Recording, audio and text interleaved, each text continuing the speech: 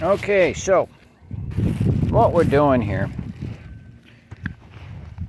is smoothing out these rows a bit, smoothing out the soil on the rows, making sure it's all mounded up nice and relatively smoothed out.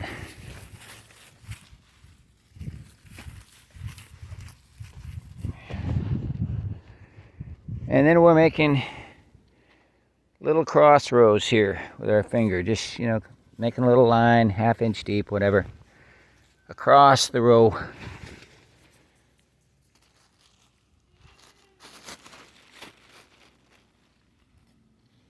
And then we're distributing the sprouted seeds throughout the row. The little tiny furrow that we've done across the row.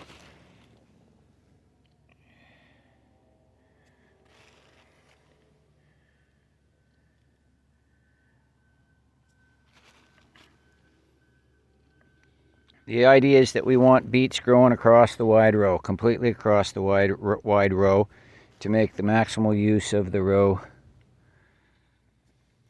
the soil in the row, the space, making maximal use of the land, and being able to sit between the rows in a little alleyway.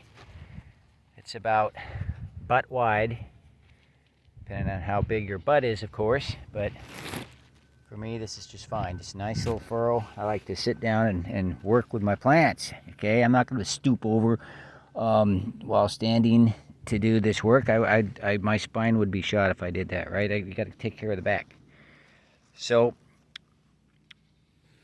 some of you may be asking, well, why don't you run these little furrows vertically, or I'm going to say vertically, but in parallel with the length of the row, and instead of across the row.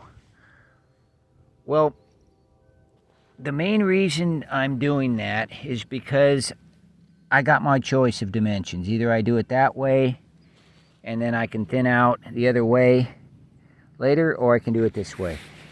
I just find that when you do the rows, the little furrows with it along the length of the row, that they tend to wash out more up and down the row, and then you've got this kind of a jumble.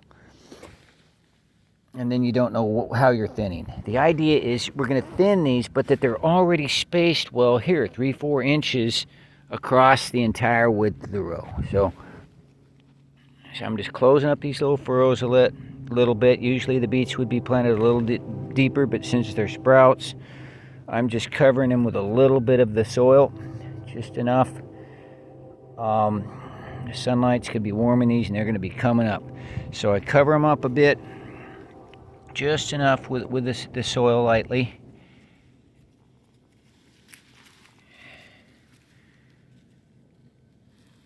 And then I tamp them down. If I see any of the sprouts sticking up a little bit, I'll just sprinkle a little bit more soil over them. Like right there, there's a few. Just sprinkle a little over and tamp a little. Just so they got a little coverage and they can start sprouting up with the sunlight and the moisture. See, there's a little purple right there. Okay. So I like that. Now, I position my bag to the next working point before I scoot along. Oh, wait a minute. I got this other side to do here. So I'm working 2 rows at once. The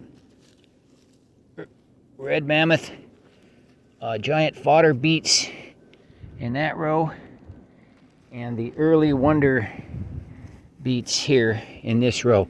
So again, first I smooth out this nice fluffy fertile soil. Get it all smoothed out on this nice mound of a row.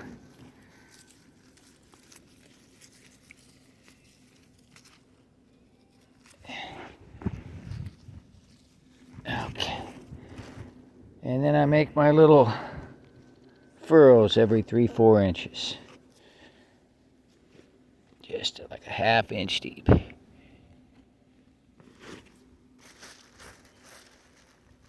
So here's my early wonder beets. These ones start out a lot redder. Nice sprouts. bunched up a bit, so I'm typically using both hands, and I'm working them and separating them a bit carefully and getting them distributed across the way here.